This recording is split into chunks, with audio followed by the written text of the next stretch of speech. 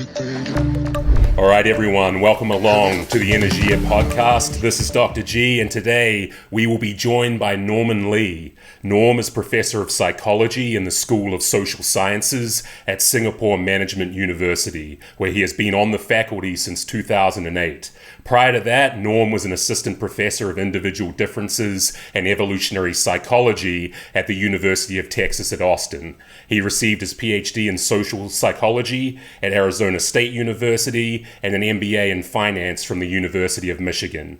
Norm has, over the course of his career, become a prolific researcher and publishee, particularly in the areas of evolutionary social psychology, mate preferences, economic psychology, and evolutionary mismatch, with over 12,000 citations on Google Scholar and almost 7,000 of these coming in the last 5 years alone. Among the top tier of academic psychology journals, his work has appeared in the Journal of Personality and Social Psychology, Psychological Bulletin, Psychological Review, Personality and Individual Differences, and Current Directions in Psychological Science. And outside of the psychology literature, he has also been published in Nature Communications, the Journal of Consumer Research, and the Journal of Sex Research, among other outlets. And prior to working in psychology, he worked in investment consulting and taught economics and finance. And with that necessarily concise bio to cover such a prodigious career, Norm, welcome to the Energeia podcast, and thanks for joining me today. Thanks a lot for the intro, Gareth, and thanks a lot for having me on the show.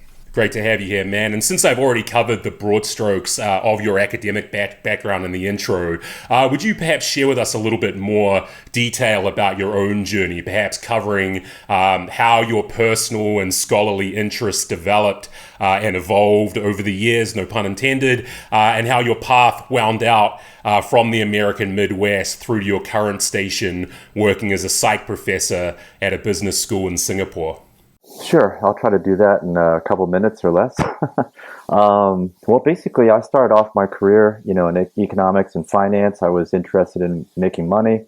I was in investment consulting in my last position, and I kind of was looking for something else to do. I was getting a little bored, and then, interestingly, I just took a psychology class at Northwestern in the evening school. And then I just liked it a lot. I really liked it a lot. Kept on taking more courses. And then I was taking an experimental psychology course, and we had to design our own kind of research study. And so I picked a topic that I've always been interested in, mate preferences, and did a project on that. And I showed this project to a professor at Northwestern named Mike Bailey. And he thought it was a great idea that I had about mate preference priorities and necessities and luxuries. And so he encouraged me with that, and I turned that project with a little help from him into a bigger project that ended up being my first JPSP paper. But I really got into that and made a decision to leave finance and head into psychology. So interestingly, during my literature review for that project, I came across David Buss's paper in Behavioral and Brain Sciences 1989, talking about an evolutionary perspective on mate preferences. And so that really made a lot of sense. The evolutionary perspective just, made sense. The light bulb went off. Everything seems to tie together. And so I really got into that. That, is really what encouraged me, I think, along with Mike Bailey, to get into academic research and psychology career. And so that happened. And to make another, long story short, I wound up as David Buss's colleague at University of Texas. And then I was there for a number of years before I came out to Singapore.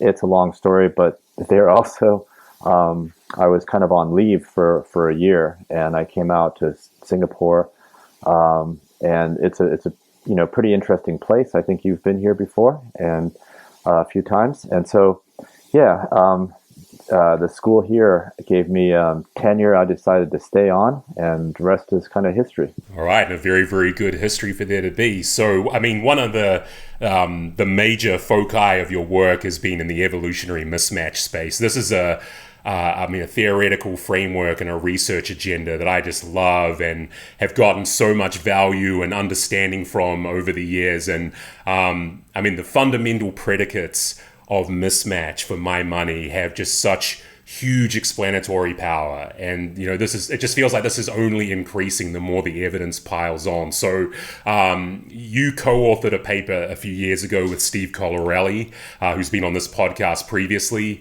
and Mark Van Vught, who's a mutual acquaintance of ours, entitled "The Evolutionary Mismatch Hypothesis: Implications for Psychological Science." And I want to read the conclusion of this paper verbatim. Quote, "As societies globalize and human-induced environmental change occurs progressively faster, evolutionary mismatch is only becoming increasingly prevalent. Given that mismatch often brings negative consequences for physical and psychological health and values, understanding the mismatch process is important not only for basic psychological science research, but also for achieving key insights into more effective avenues to address the numerous problems of the modern world," end quote. So bold claims, bold conclusions.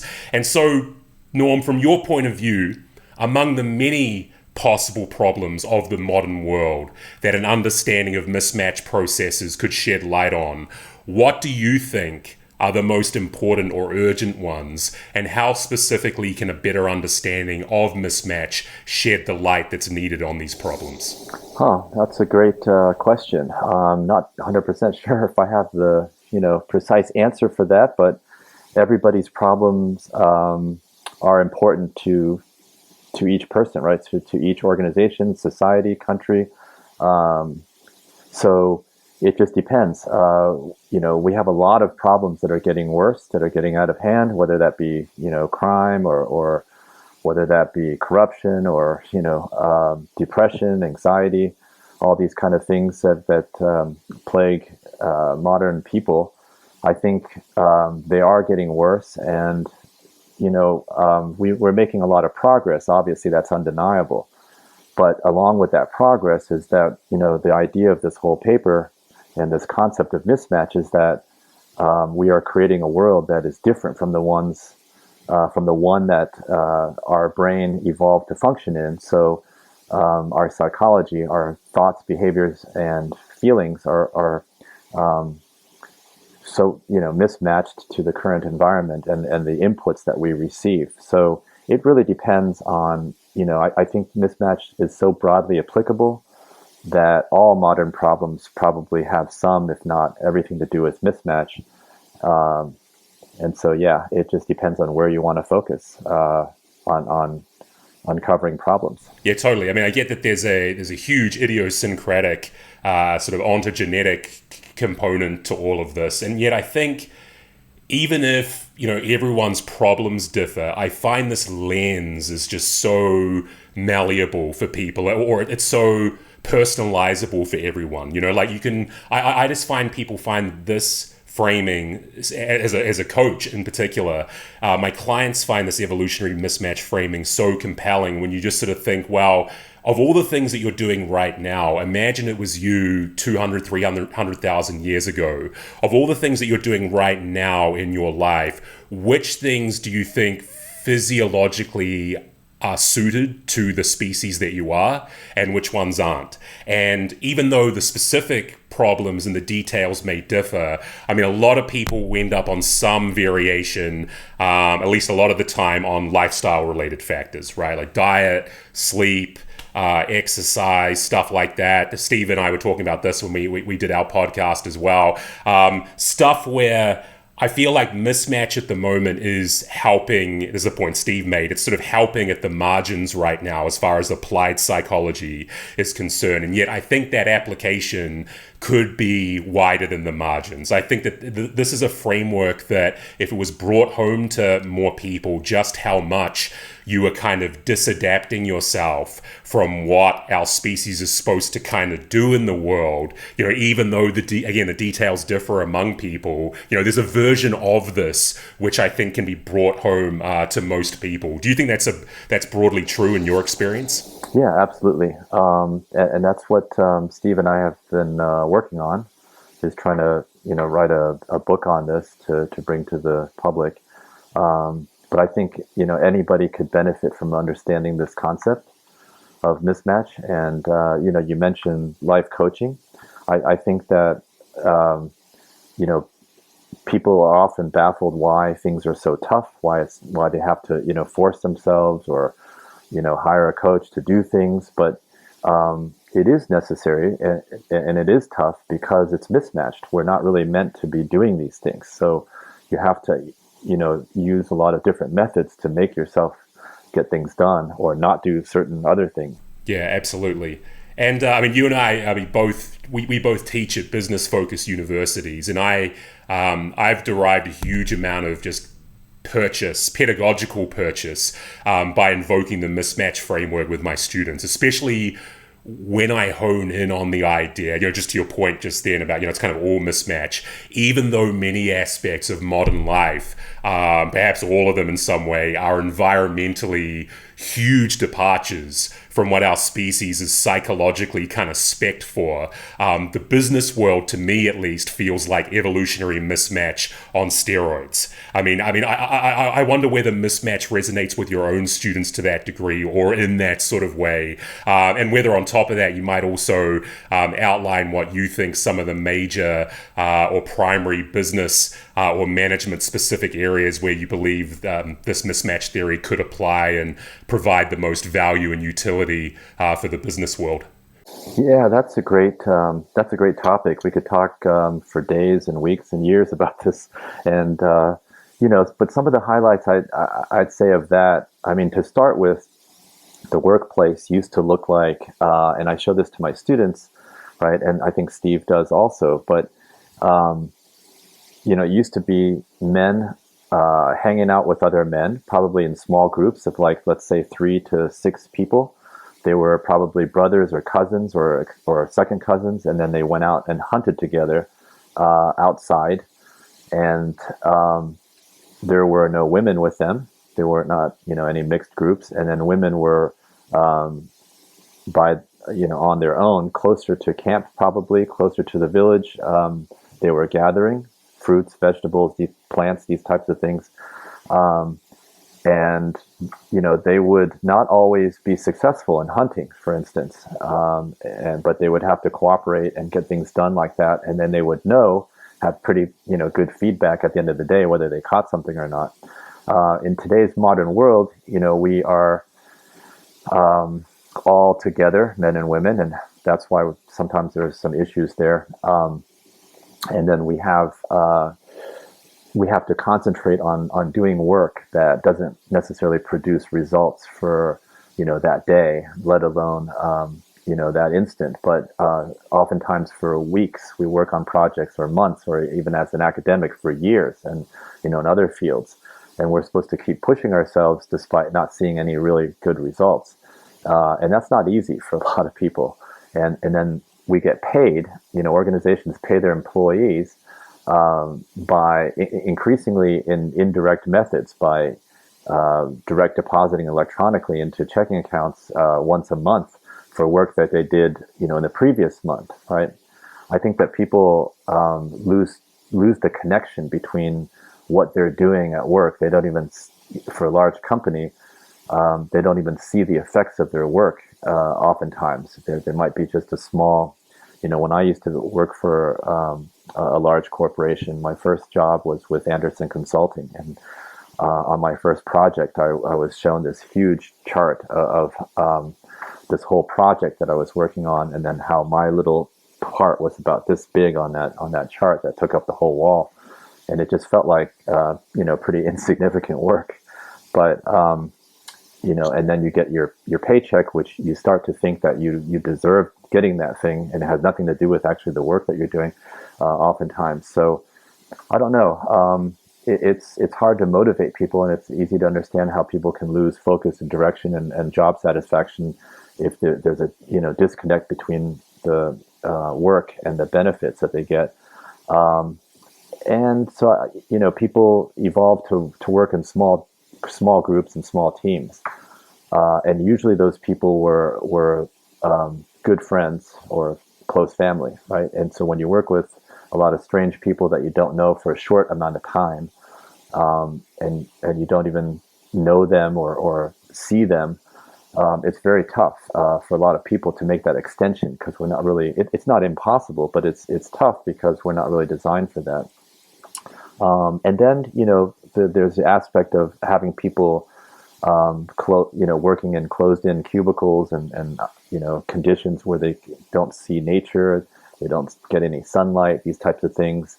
That can have a negative impact on people's job satisfaction and whatnot. So, and their mental, well-being. And so, a lot of these things are up for consideration. We could go on and on about a lot of these things. Leadership is another issue, and my colleague Mark Van Vugt studies this and has a book out on this. But he, there's a lot of points there that the kind of leaders that we are evolved to choose, the kind of confident male warriors, are not necessarily the type of people that would actually make good leaders in a certain context that we need them to be leading today. So, tall people are more often voted to managerial positions and into political office, and also rise up through the ranks faster. And there's a lot of things that if we are aware of, then maybe we may not tend to go down that route that doesn't lead to the best results. And this is just the beginning of some of the topics, the surface. There are a ton of applications. Yeah. Yeah, huge amount of applications, huge amount of moving pieces, and I mean, a lot of them sort of hang together in a way as well. And there's different pressures that kind of coalesce psychologically in the workplace that affect people in kind of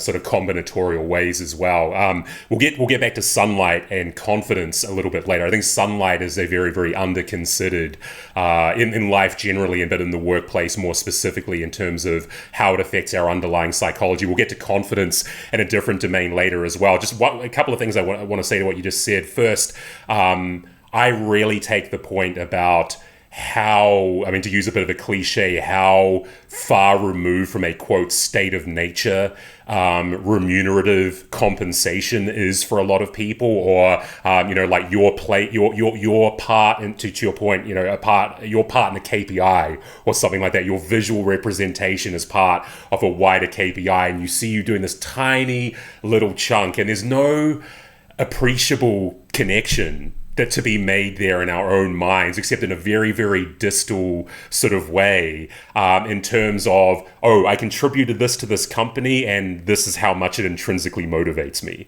and I think this just sort of comes down to this oft, expressed idea that extrinsic motivators in the workplace are important. Obviously, in the modern workforce, you're not getting any work out of people without money and promotions and career opportunities and things like that.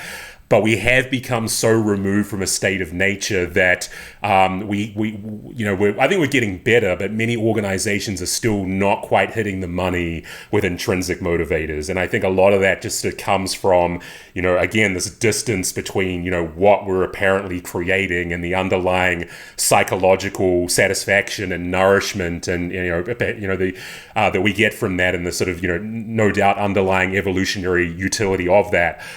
That was the first thing I was going to say. The second thing I wanted to ask you about is, given the fact that we're more adapted to smaller groups rather than these huge, complex, labyrinthine organizations that we live in these days, what's your view on the potential limitations of empathy?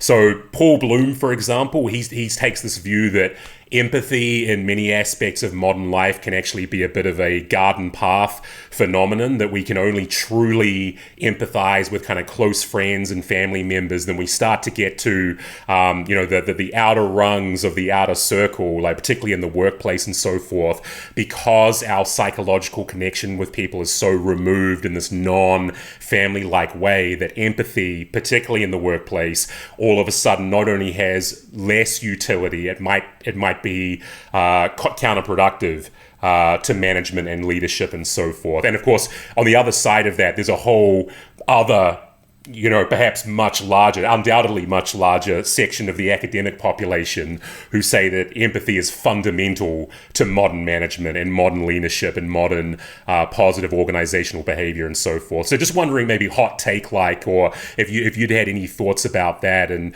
where you perhaps stand on where empathy may or may not serve us well in the workplace. Yeah, that's a great question. I think that I tend to think empathy is a great thing. If you have it in your organization or your family or wherever you are, it can help a lot because you're more likely to help people you empathize with and less likely to hurt them, right? To do things that go against them. But on the other hand, it's very, very difficult, as you just mentioned, with that research. It's really designed to be given to family members, to lovers, to very close friends, people that you've gotten to know very well, people who are very similar to you, right? We're actually inherently more likely to help similar people and to empathize with them probably. So it's very difficult. So you have to, build that level of trust, level of familiarity and whatnot. And it's not that always that easy when you're dealing with large organizations and companies and groups where people don't even know each other or hardly have any real connection with them. I know them, but not really. They live separate lives. We just hang out at work, for a few hours, whatever. But so it's tough. I guess I think it can be important, but it's going to require a lot of work to make it happen. Yeah, no doubt the empathy project, wherever you sit on that side of the on that divide on that topic, is going to be a hard one to surmount. But I want to dive into some of the other published work you've been involved with in recent times. We could go back to way into the archives and pull from your greatest hits catalog, and we might hit that a little bit at the end. But let's first hit some newer papers that you've contributed to that have kind of piqued my own interest. So first of all, this paper that I thought was very cool and very compelling in American Psychologist, entitled "Not So Much Rational But Rationalizing: Humans Evolved as Coherence-Seeking Fiction-Making Animals." So in the discussion section, yourself and your co-authors Jose Yong and Satoshi Kanazawa observe that, quote, "Both human and non-human species can enact rational behaviors, but only humans are driven to construct reasons for action and to maintain coherence, and that while non-humans may have made sense of the world and survived fine without rationalizing, our ability to understand reality through a coherence motive and extract information from non-rational influences served multiple functions beyond sense making, including long-term goal pursuit, impression management, and deception." So this was just I just found it such an interesting and interestingly framed paper. So could you take us through what you think are the sort of big item takeaways from this paper, and maybe expand a little bit on how coherence and a fictive, non-veridical perception of reality can serve as adaptive attributes of our species? Sure. Let's see. In this paper, the basic argument and idea is that humans aren't so much rational, and by rational meaning that they calculate, or we calculate, the actual answers and see things the way they really are. I mean, sometimes that's important, right? You want to make an important decision in your life, and you will get the facts, and you'll seek out the right people, and you make a very informed decision based on what you think is the best, the best choice that you have. But sometimes, and oftentimes, which is what we're saying here, we don't actually seek accuracy and truth per se, but we want things to just kind of make sense in a bigger picture, serving some other kind of agenda, so to say. And that agenda might just be consistency, right? So oftentimes we do something that is out of line with our beliefs, like in cognitive dissonance, right? And then we start changing our beliefs to match what we've done. Other times, we might might not notice, we might not know what actually happened, but we make up some story in our head to make it seem like we actually knew this all along, or it was kind of obvious. And they have a lot of, cute lab experiments where they trick people into revealing this. Right. When, they people make a choice between two consumer products or something, or two drinks or something like this, right? And they say this one tastes good, this one tastes bad, and then they, let you have they actually give you the one that you think is the one that you chose that was good, and then but it's actually something else. They just substituted something else in there, and then you taste that and then say, well, I like this because, and then you start making up all these reasons of why you chose that, but it's actually not even the right one. They do that with a lot of different things, and people start making up these stories, right? And so the question is, why do we do that? Well, we came up with a bunch of evolutionary reasons why we do that, and you mentioned, I think you covered them.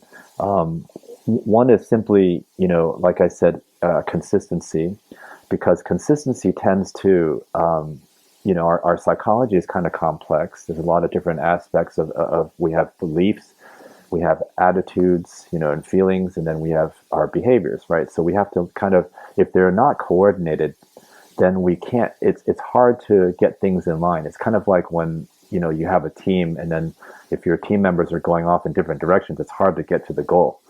So when we try to pursue our goals, and you have to remember, for human evolutionary history, throughout 99% of it, we're focused on survival and things that, directly contribute to survival and reproduction, really.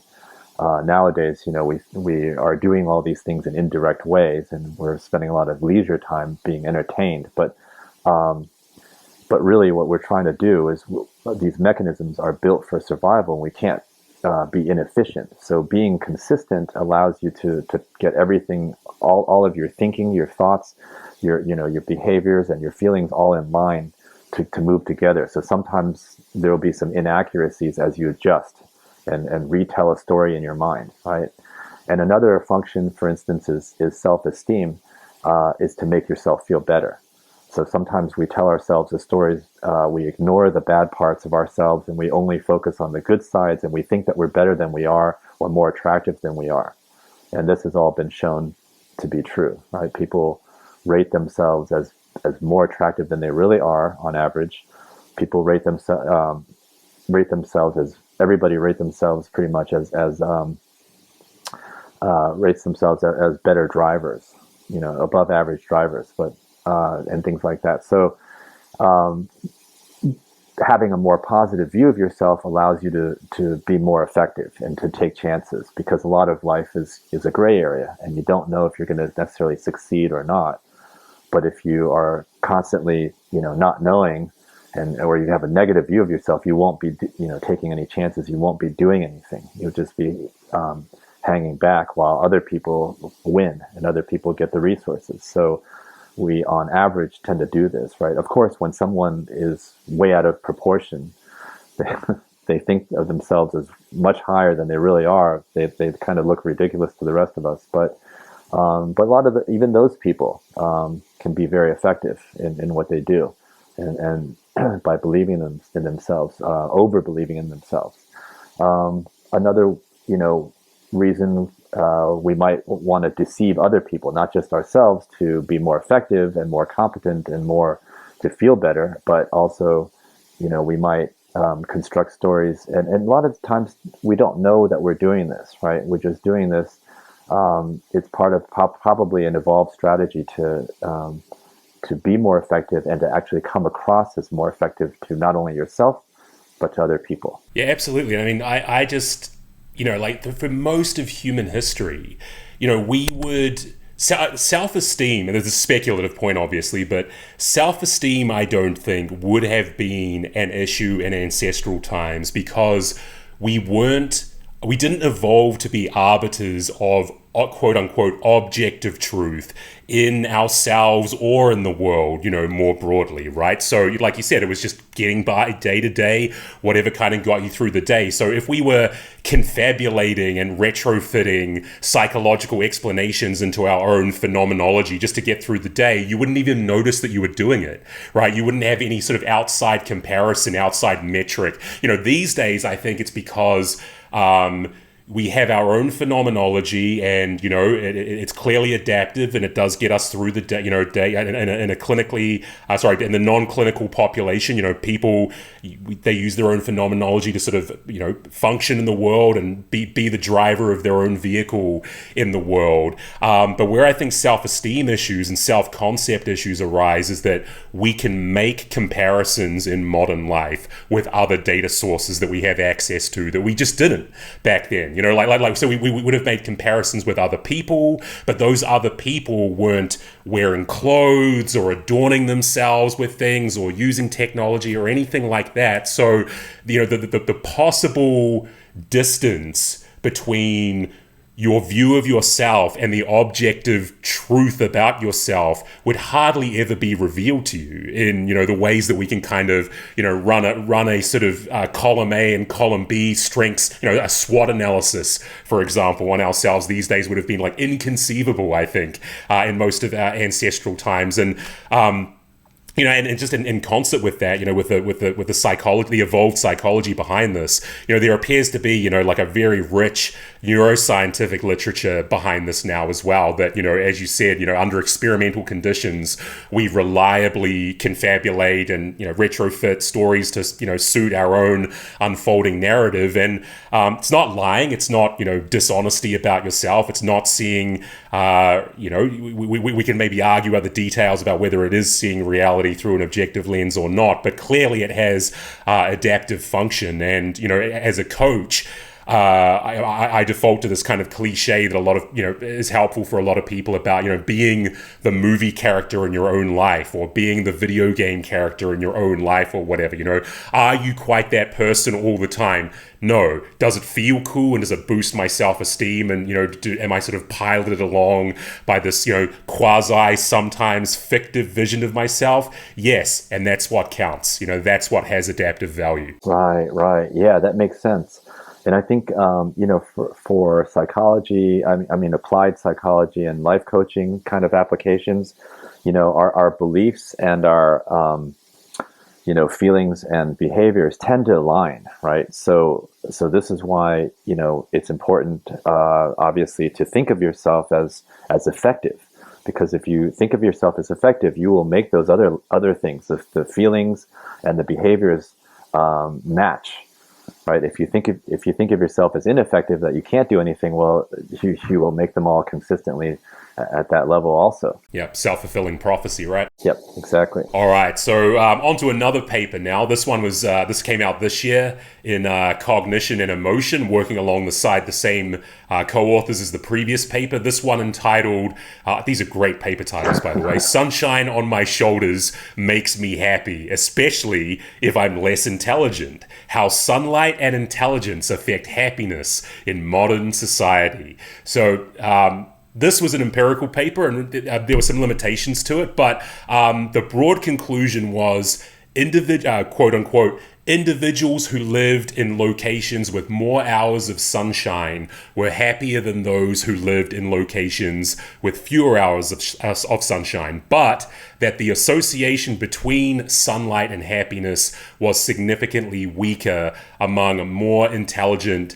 individuals. So maybe you could speak to that first part of that quote first, that sunshine has this general effect on improving happiness, but perhaps more curiously, why do we find a weaker effect among more intelligent individuals? Okay, sure. Let's see. So this paper follows on the tails of another paper titled Country Roads Take Me Home to My Friends, another take on a John Denver song. But stay tuned for the third one. We're still trying to figure out what research. I would say that, the idea here is that sunshine is generally healthy, apart from too much sunshine and getting skin cancer and things like that. Obviously, those are made worse by the mismatch these days of destroying the ozone layer and all that. But sunshine, stimulates melatonin production, I think, and then this is also involved in serotonin production, and also gives vitamin D, which is not produced naturally, right? It has to be taken in from outside sources. So there are physiological benefits to sunshine, and our skin color represents kind of our recent evolutionary past. The adjustments that our body has made to let in more or less sunshine, depending on where you generally have lived for many generations. So the problem is, also, along with the physiological benefits, we also seem to be more happy that way. For maybe because of these physiological benefits, maybe because of other effects, possibly because of the serotonin and melatonin, things like that. And let's see.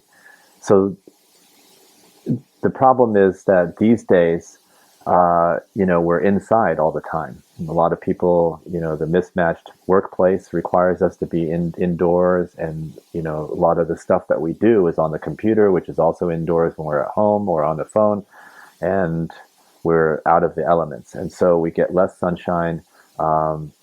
People living in northern climates, northern places that are have less daylight in the wintertime. They have the seasonal affective disorder and whatnot, so we know all this already. So we investigated it's really just a correlation, but we found that people who live in places that actually have less sunlight are less satisfied, less life satisfied, right? And it kind of makes sense, because this is something that we are evolutionarily adapted to receive, sunshine. And if we don't get it, we don't, there are effects on the physiology and psychology. With the intelligence thing, where that comes in is that it's been hypothesized by my colleague Satoshi that general intelligence evolved to help us overcome evolutionarily novel challenges or mismatch, right? So the idea is that we have specific psychological mechanisms that help us overcome recurrent problems that, to challenges to survival and reproduction that recurrently presented themselves over and over and over throughout evolutionary history, right? So obviously getting oxygen is one, and we are, automatically breathing. Even if you try not to breathe, you're going to breathe. You can't, most people don't, kill themselves by saying, I'm not going to breathe right now. But your brain, that's just so automatic, right? Because it's so necessary. You need that every other second, pretty much. Not, just once a year or something, whether you want it or not. It's not like that. So things that are, the more recurrent they are, the more we have mechanisms to take care of that. And the more critical to survival and reproduction, of course, also. So intelligence, though, we need something to Satoshi said, well, what happens when we have things that we encounter that are evolutionarily novel? We obviously have a lot of that in today's world, but in the ancestral world, occasionally you might be presented with some challenge that, this doesn't make any sense, right? So we don't have a mechanism for it. It's hard to figure out.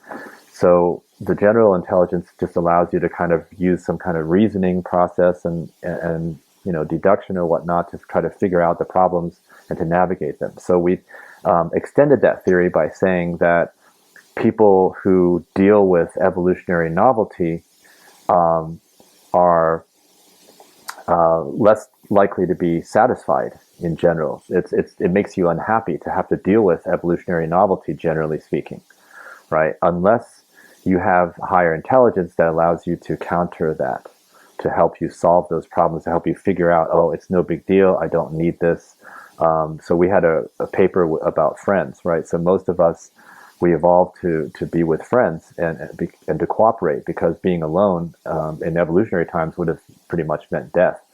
And so it's important to have friends and to be with them. But intelligent people seem to be less unhappy, and actually even happier, when they spend less time with their friends. That's what we found anyway. So here in this instance, we hypothesized and found that the link between how much sunshine you get and your mood, or in this case your life satisfaction, would be moderated by intelligence, and that's what we found. So more intelligent people, that link was weak. So that means that more intelligent people can withstand not being in sunshine, or not dealing with things that are evolutionary familiar, and they're still okay.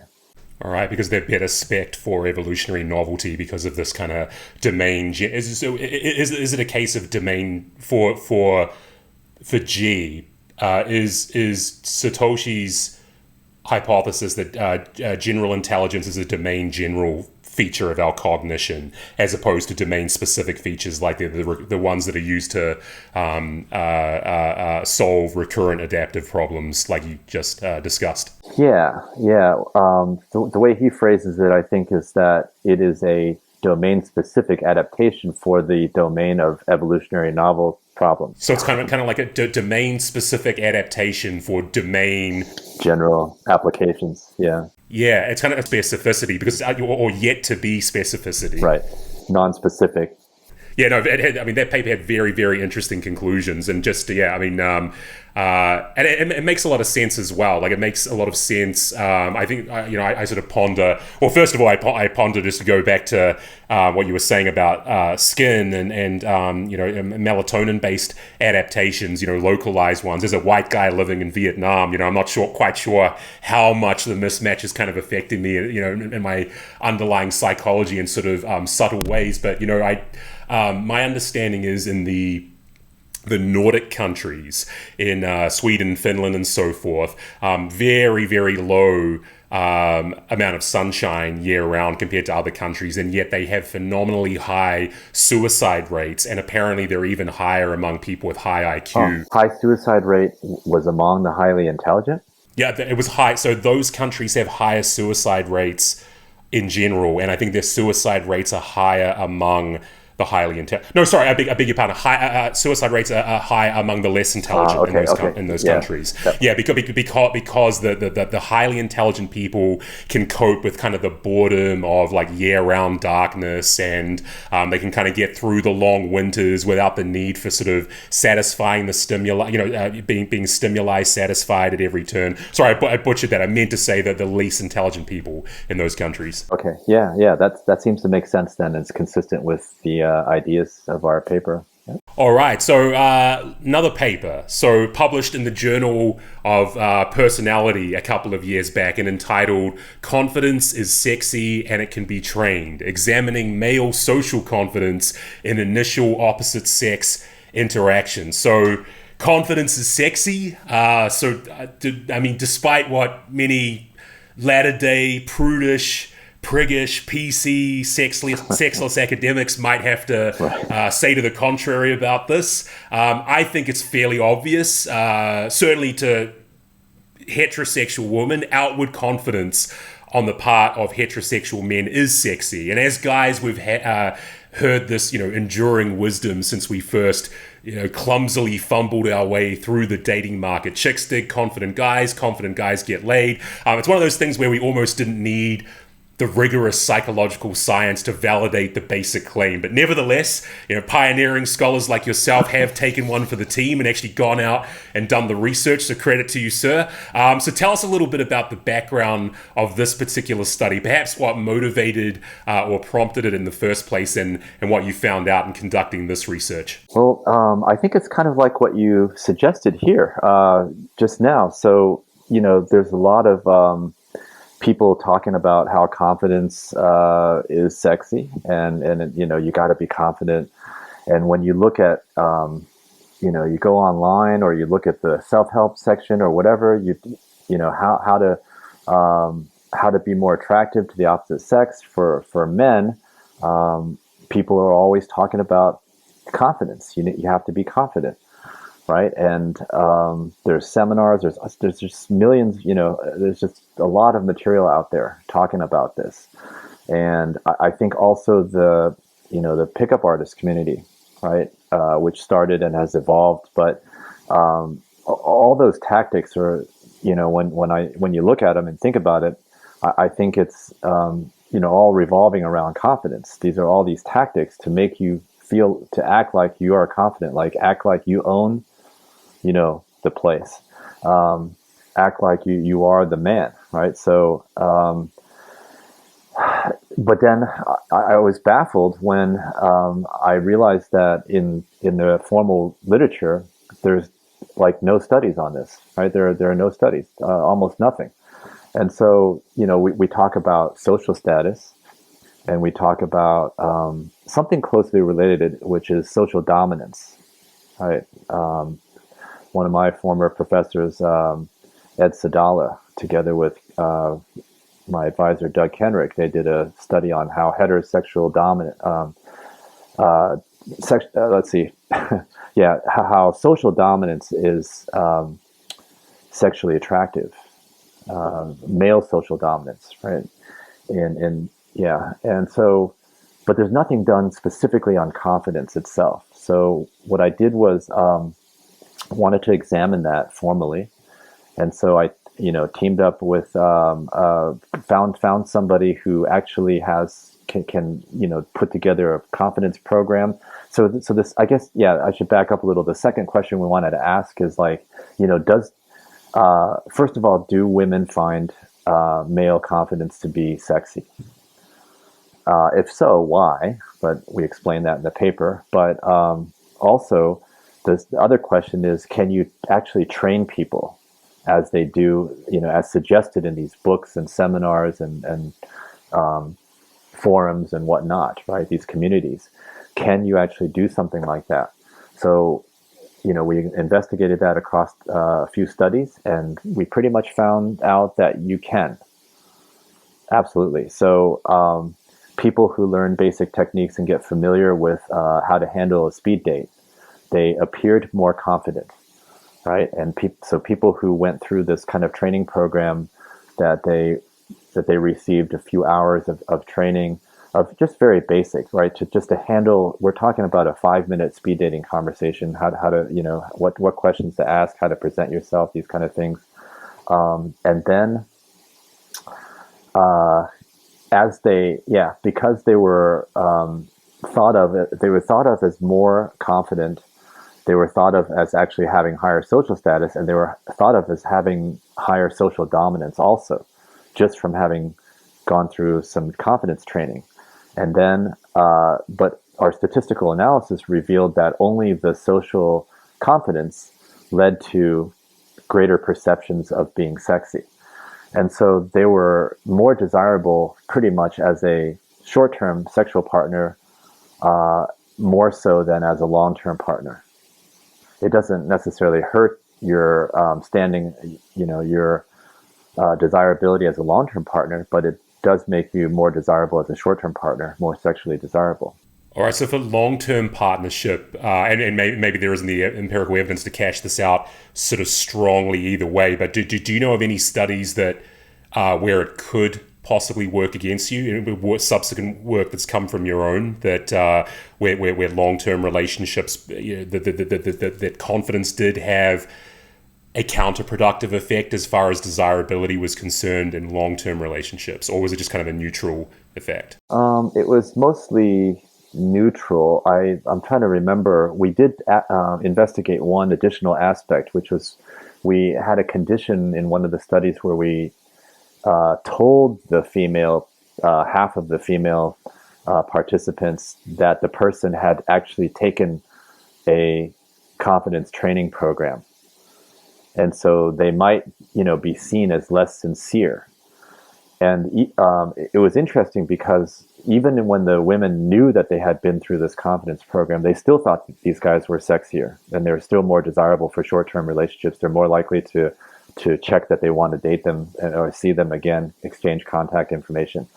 But for the long-term relationships, I think I'm trying to remember. It might have been a little bit damaging on their long-term desirability because they're seen as less trustworthy. Yeah, that was where I was sort of driving with this. That maybe having short-term relationship quality or outward appearance confidence to a woman in the context of a long-term relationship for a guy, how many red flags is that raising in the minds of certain women about, okay, still maintaining this level and aura of confidence? Is he just deploying this in the service of securing a relationship with me, or is he parlaying this in other areas of his life? Right. Yeah, it could. Yeah, that could be a question there. Yeah, and look, even and the research is fascinating, and it's cool that you actually, you took one for the team and actually went out and did the research on this. But I think just even in my work as a coach, this idea that confidence begets confidence. Of course, it can be trained. You look at any person who would even identify as semi-confident, not just in their relationship endeavors, although that's a good proxy, I think, for confidence more generally, but people who are confident in the workplace and so forth. You ask any person who feels somewhat confident in their lives now what their journey was like to get there. Now, some people are the primary school, elementary school stud from day dot, and they are just exuding confidence, and they come, I guess, just innately chipped with more confidence than the rest of us do at an early age. But most people that I work with, it's still a fucking work in progress, and it's been a huge work on since at least adolescence, if not much later in their life. So confidence is certainly something we can train. It's all, I think maybe to go back to what we were saying before about rationalization, about that study, right? Like, I think confidence gets this kind of turbocharge and this liftoff when you've got that aspect of your psychology fairly fine-tuned, right? When the underlying narrative of your life that's kind of driving your, as you said, effectiveness in the world, when you've got that dialed in, confidence kind of comes along for the ride, and then it has,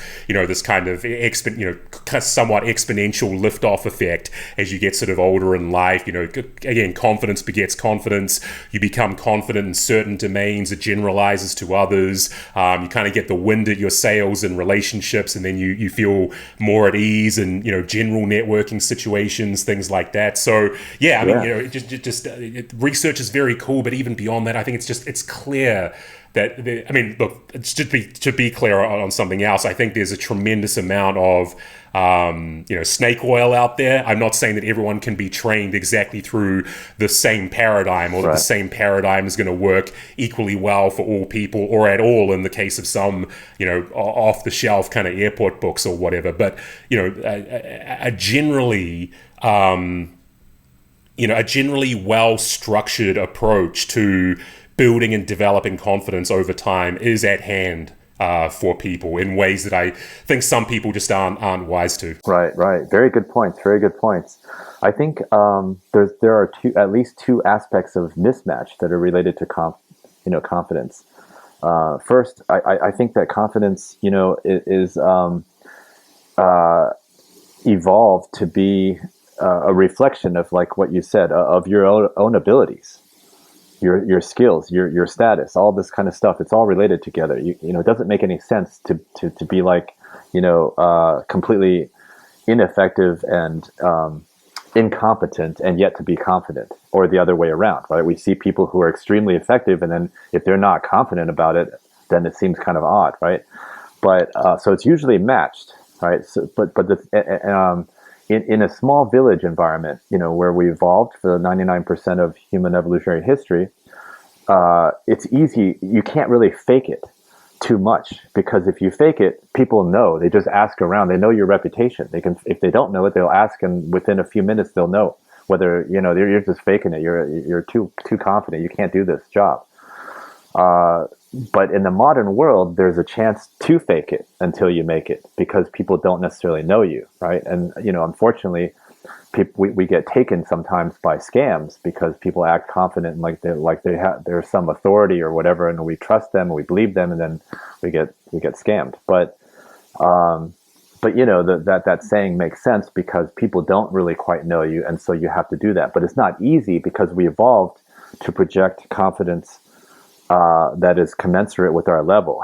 So if we're trying to do something like, guys meeting women, this is potentially evolutionarily novel to begin with, right? Because a lot of some research says that relationships used to pretty much be all prearranged, or you kind of, or people in general. You're in a small village. How could you be nervous approaching someone that you don't know because you already know everybody, at least through a degree of separation or something at most, but not like just approaching strangers, right? If you approach strangers, that is potentially a scary situation because we're not really evolved to handle these things. But through practice, right? And this probably comes into play in your coaching career, is that you have to practice and rehearse and get familiar with the situation. And as you do that, you develop the comfort. And as you get more successes, you're not going to succeed necessarily every single time, but as you get more successes under the belt, you're like, this is okay. This is easy. I feel confident in this situation now. It's not like a foreign new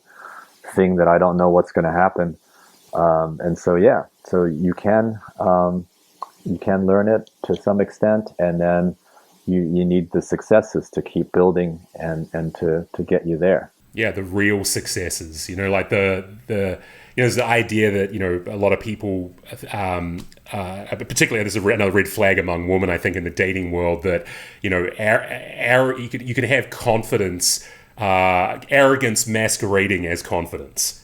Right now, that I don't think was possible in the ancestral world. Right, there's no, these days you really can fake it till you make it. Right, like there's no incentive for an arrogant person in the ancestral world. You legitimately could not put on a show of confidence in some sense, right? The way that these days you can use tricks of culture and language and sort of the whistles and bells of modern life to substitute for real outward confidence, in a way for which, would have been just unthinkable in the ancestral past. You had your reputation and your status, and those were the proxies and the indicators that people had of whether the confidence was legitimate or not, and that was kind of it. That's sort of psychology, I guess, at a in the ancestral sense. But in modern life, there's so many different ways that you can just mimic that or substitute for it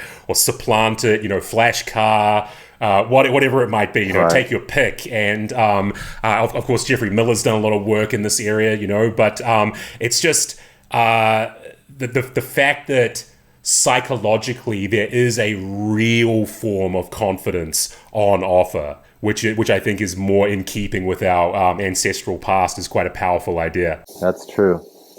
Good points. All right. And so finally, just going back a little earlier in your career, just to wrap things up, one last talking point, and I think it's a nicely related segue from confidence in the dating game, is your theory of humor as an interest indicator. So certainly confidence and humor make a wicked combo on the dating market. You wrote an article in Psychology Today and entitled "Humor May Serve Many Functions, but the Interest Indicator Theory says that an important one is to indicate relationship interest, whether among potential or ongoing mates, friends, and allies, or among family members. In this way, a humorous exchange feels good because it indicates that the people who we like also like us," end quote. And I recall Daniel Dennett referred to humor in his book Inside Jokes about the evolutionary origins of humor as, quote, endogenous mind candy. So please expand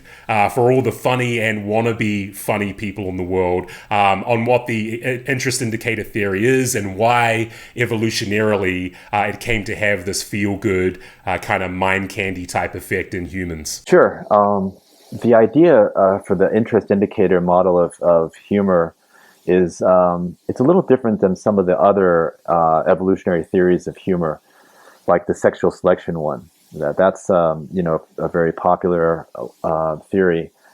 But this one basically says that people initiate humor as a way to indicate interest in someone. So if someone's interested in you, not, either for a relationship or for as a friend or as a teacher, as a family member, team member or whatever, they're interested in you in some capacity, they're going to be more likely to indicate that through humor, initiate humor. Now they'll do that to the extent to which they're interested, and also to the if they don't really 100% know where you stand, right? So if they know, if you're already a good friend of them, they don't need to do this for indicating interest. But in the course of relationship maintenance, that also it also happens. But especially in the beginning, when it's ambiguous, people will use humor to test the waters. And if you find somebody funny, you laugh at their humor. It's not just that you find their humor funny; it's that you also like this person for that relationship context, whatever that is, right? So if you can make a girl laugh that you're interested in, if you initiate jokes to her, that means that you're interested in her. It should generally indicate that's the case. If you're not interested in her, you're not going to try to make her laugh. You're just going to, maybe have a little conversation, if at all, right? And so that's pretty much what we found in our paper from 2009. And then if she responds favorably, that means she's interested not just in that humor, but she likes you, right? So just imagine someone who's not, if someone who's not interested in you, I found, I could use my best material and I still not really going to get a laugh out of her. That's not because the material is not funny. It's because they don't like me necessarily, right? But if someone who really likes you a lot, you don't even have to be funny and they think you're funny, right? So you get this like tap on the arm. Oh, you are so funny. I'm like, I didn't even say anything funny. I'm just, talking shop. I don't know what's so funny about that. So anyway, that's a green light. So that's the case, and also in ongoing relationships, right? If you, for instance, you're in a relationship with your romantic partner, and you had an argument or a fight or something like that, right? And oftentimes it's the guy, but the guy might try to make her laugh again, and then if she does, then you're okay. Everything's going to be fine, right? If she's still like, that's not funny, then you're like, well, I'm still in trouble. I still need to make amends, right? So the idea is that we use humor to gauge where we are in a relationship, and when we want to indicate the interest to each other, then we initiate jokes and humor, and we laugh. We're more likely to find each other amusing and funny. Right. So, like in couples that have more relationship satisfaction, they find their partners to be funny. Right. Now, you might think, oh, it's the comedians. Is it really the comedians make the best partners, and that's why their relationship satisfied, because their partner is always funny? No, I think it's the other way around. It's the relationship is good, and that's why they think their partner is funny. So we have, studies back then, and we're actually about to publish some new set of studies looking at relationships, but on this topic. Yeah, I think it's a really cool theory. I mean, it's, going back a while now, but I can just think of so many like tropes in movies and stuff like that, which kind of cash out the broad claim. The one that comes to mind is just, I don't even know what, such an arcane lack of reference here, but I can't even remember what movie I'm even thinking about here. I think just stole to different romance movies, rom-coms and stuff like that, where the, erstwhile stoic, even standoffish chick who's can barely look at the guy who's trying to woo her or whatever, that one key moment where something he says in the movie finally pierces the armor and she breaks right down and catches herself giggling at him or whatever. So yeah, I think it's a very, very nicely encapsulating theory that just tracks so much of our just everyday experiences with humor as this interest indicator. And clearly it's very, very hard to find someone, no matter, put it this way, someone that you're just reflexively revolted by, or just to think is completely repugnant. If they just on the spot hit the best crafted zinger that is possible to come up with, would we laugh at them? Depending on how good the joke is, maybe there's some trade-off there by just how revolted we are by them and just how well crafted the joke is. But I would have to think that even just an absolute just punchline nuclear knockdown is not going to resonate with the average person if you just already have this, hitherto dislike of this person, right? Right. You might have a response. You think the message is funny, and then you catch yourself laughing and try to reduce that, right? Try to stifle that. Yeah. There might be. Maybe there's shades of gray here, like the coworker that you don't get on with or somewhat frustrated by day to day. Maybe their snappy zinger, you allow yourself a little laugh or something like that. But I know the person who robbed your house that you see in court or whatever the line they're going to drop, it's probably not going to land with you in quite the same way. Not going to be funny, right? Yeah. And it happens, at work all the time, right? The boss makes a dumb joke and everybody's like, they're all laughing around, to try to show they're on the team, right? Yeah, right.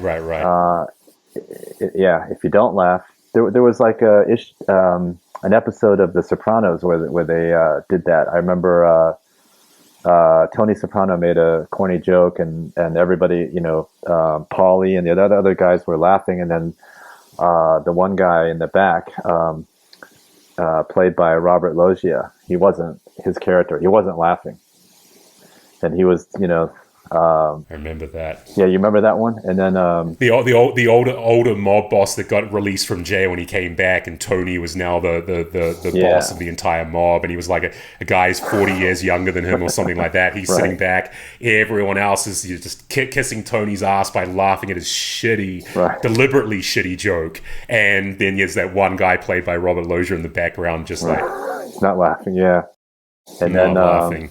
Tony gets rid of him. He sets him up. Yeah, that's all he needs. That's all the vindication he needs, right? The lack of laughter, and the next time, what do they do? I think we're beyond spoiler statute of limitations. If I'm not mistaken, he was the character who Tony set up with a bunch of stolen televisions at his home, and the parole officer came by. Made a call, and they came to get it. Yeah, they came by. Well, I was just gonna say, dude, we have been bouncing all over the nomological map with this podcast today, and we just went with a huge fucking lurch into The Sopranos right there. So that was cool. Great note to wrap up on. And Norm, this has been super cool. It's been a fun and very varied conversation. So good to have you on and to hear a bit about your work, your thoughts on evolutionary mismatch, among other topics. Open invitation to come back anytime, and please just keep on doing what you're doing. Best of luck with all your scholarly works, and long may the research on confidence et al. Continue. Oh, thanks a lot, Gareth. It's been a lot of fun, and I'll look forward to next time on your show. Until then, Celtic Frost, baby. All right. Take care, brother. Yeah. All right, man. Cheers, mate. See ya. Bye-bye.